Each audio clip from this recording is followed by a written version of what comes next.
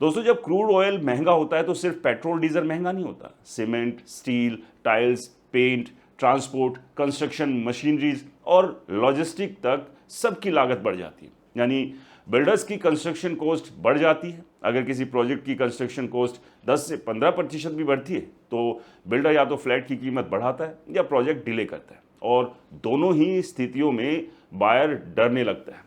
यही वजह है कि कई डेवलपर्स इस समय नए लॉन्चेस को लेकर सावधानी बरत रहे हैं, खासकर लग्जरी सेगमेंट में, क्योंकि लग्जरी प्रॉपर्टी खरीदने वाले बायर्स कौन होते हैं?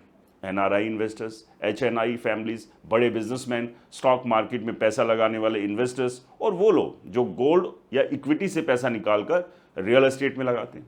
लेकिन अब जब प्रधानमंत्री खुद लोगों से कह रहे हैं कि गोल्ड मत खरीदो, फ्यूल बचाइए और विदेश यात्रा रोकिए, तो इससे मार्केट में एक साइकोलॉजिकल फियर पैदा होता है कि शायद सरकार को आने वाले आर्थिक दबाव की आशंका है।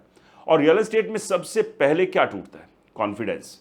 अगर बायर को लगने लगे कि आने वाले महीनों में इकोनॉमी स्लो हो सकती है, जॉब मार्केट दबाव में आ सकता है या महंगाई बढ़ सकती है, तो वो करोड़ों की लग्जरी प्रॉपर्टी खरीदने का फैसला टाल देते हैं।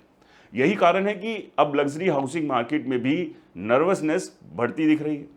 एनडीटीवी की एक रिपोर्ट ले लीजिए। इसके मुताबिक फाइनेंशियल ईयर 2026 में इंडिया का गोल्ड इंपोर्ट लगभग 72 अरब डॉलर तक पहुंच गया, जो देश के फॉरेक्स रिजर्व पर बड़ा दबाव डाल रहा है।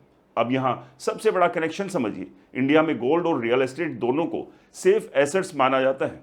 जब लोगों को स्टॉक मार्केट या इकोनॉमी पर भरोसा कम होता है तो वो गोल्ड खरीदते हैं या प्रॉपर्टी। लेकिन अब सरकार खुद गोल्ड खरीदने से बचने की अपील कर रही है। इन्वेस्टर्स के दिमाग में अब एक नया डर पैदा होता है कि शायद आने वाला समय में कैश बचाना ज़्यादा ज़रूरी हो सकता है, और जब लोग कैश बचाने लगते हैं तो लग्जरी रियल एस्टेट सबसे पहले प्रभावित होता है, क्योंकि करोड़ों की प्रॉपर्टी खरीदना कोई ज़रूरत नहीं बल्कि बड़ा फाइनेंशियल कमिटमेंट होता है।